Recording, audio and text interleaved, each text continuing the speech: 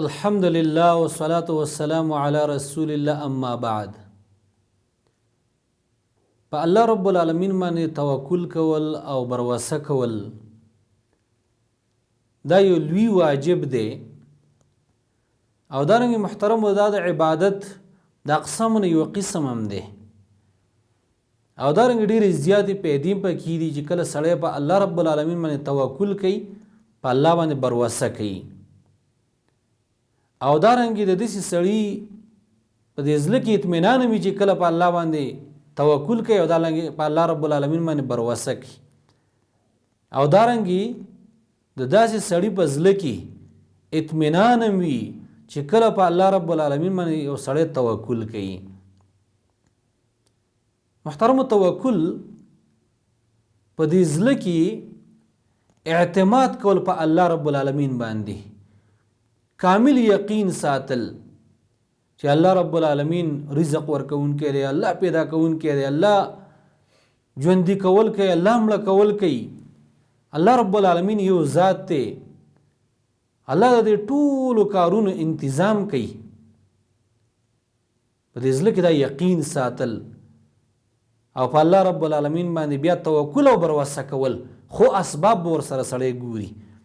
زه توکل سره اسباب دا منافی نه دي، یعنی یو سړی به دا نه وي چې زما په الله باندې توکل دی او خوځي نه اسباب نه ګوري، نه ته په الله باندې بروسه ساته، په الله رب العالمین باندې توکل کوه او حرکت ور سره کوه، اسباب ور سره لټوه، الله رب العالمین به ستا ټول کارونه برابر ساتي.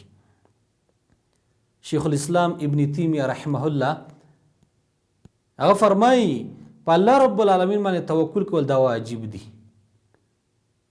او دا یو لوی واجب دی د واجباتو نه، لکه څرنګه چې اخلاص دا واجب دی، دا لازمی دی، دا ضروری دی. دارنګه د الله او د پیغمبر سره محبت کول دا لازمی دی او ضروری دی. دغه شان توکل کول دا هم لازمی دی، دا هم ضروری دی چې په الله رب العالمین باندې توکل وکړي شي او بروسه وکړي شي. الله رب العالمین په قرآن کریم کې فرمایي وتوکل علی الحی الذی لا یموت، توکل کوه، بروسه کوه په هغه ذات باندې چې هغه ژوندی ذات دی او مرګ پې نه راځي. دارنګې الله رب العالمین فرمایي وعلی الله فلیتوکل المؤمنون، مؤمنان دې په الله رب العالمین باندې بروسه کوي، توکل دې به کوي.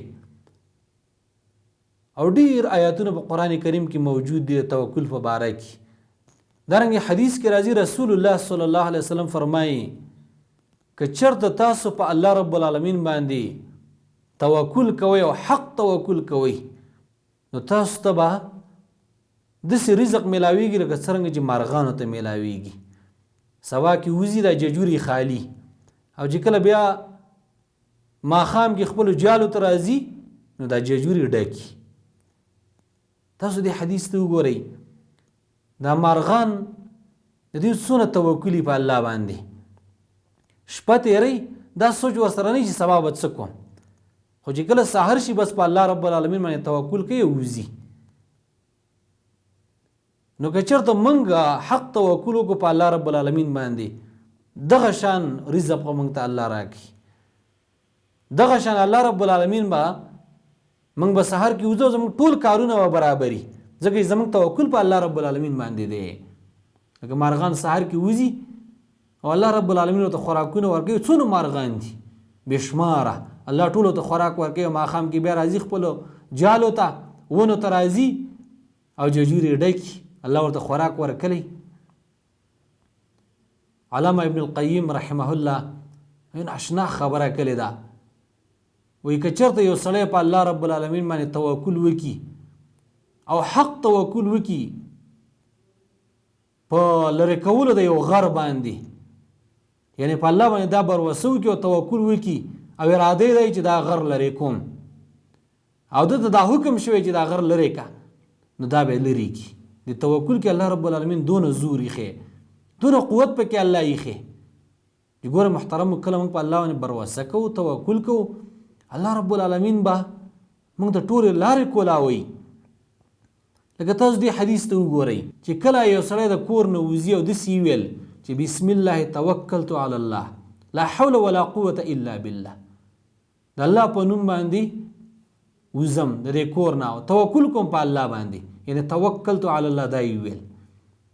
نو ده ته وویلی شي چې ستا حفاظت وکړی شو، ته محفوظ کړی شوې، ستا کفایت وکړی شو او شیطان د ده نه جدا شي. چې د داسې سړي چې د هغې حفاظت شوی دی، هغه محفوظ شوی دی، داسې سړي باندې زموږ زهر نه چلیږي، شیطان ته به جدا شي.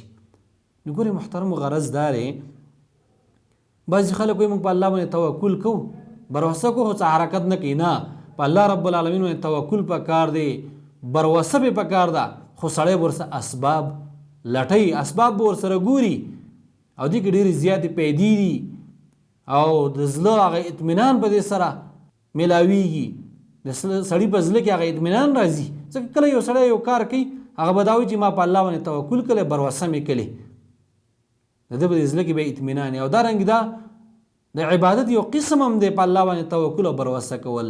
الله رب العالمین به موږ ټولو کې توکل پیدا کړي. وصلی الله علی خیر خلقه محمد و آله و صحبه اجمعین.